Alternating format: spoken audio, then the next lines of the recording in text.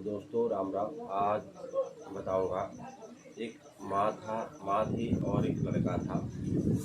तो जो लड़का था उसके पिताजी गुजर चुके थे। माँ उसका पोषण पालन कर रही थी, कैसे भी गरीबी में कर रही थी वो, और किसी बाबू के घर वो बर्तन धो रही थी और उसी से उसका गुजारा चलता था।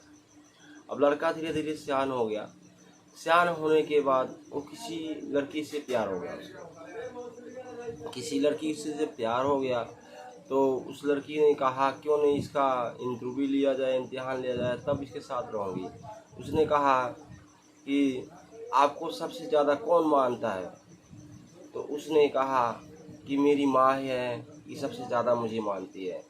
बाकी आस पड़ोस में तो मुझे लखेरा कहते हैं, और कोई कुछ कहता, कोई कुछ कहता। बाकी मेरी माँ कुछ भी नहीं कहती मुझसे, अच्छा ही हमेशा व्यवहार करती है और बहुत मानती है मुझे।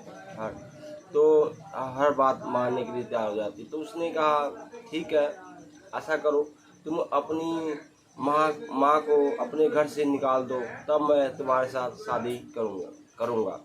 तो वो लड़का कुछ देर तक सोचता रहा। कुछ देर के बाद उसने ये कहा कोई नहीं, ठीक है, मैं घर से निकाल देता हूँ। क्योंकि कल युग में यही हो रहा है, ज़्यादा खास मैं देख रहा हूँ। मेरे बताने का मतलब इतना ही है कि ये सब गलत है, नहीं करना चाहिए।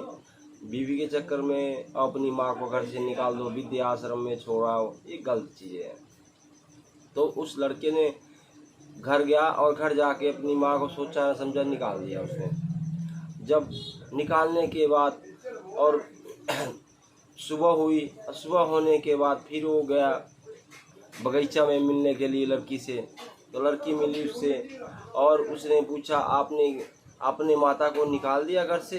तो उसने कहा हाँ, आपने कहा था मैंने निकाल दिया इसीलिए। तो उसने लड़की ने ये जवाब दिया जब तुम अपनी माँ का नहीं हो सके तो मेरा क्या होंगे। इसलिए वो लड़की साथ छोड़ के चली गई और वो लड़का वहीं हक्का बक्का रह गया और वो रोता हुआ घर आ गया। फिर अपनी माँ को ढूंढने लग गया और ढूंढते ही वो गया विद आश्रम में और ले आया वहाँ से। हालांकि माफ़ी मांगने के बाद उसकी माँ ने माफ़ कर दिया, और माफ़ करने के बाद फिर वो रहने लग गए। आस पड़ोस की भी उस लड़के की आज भी तारीफ करते हैं और उस लड़की का नाम था रामदेव।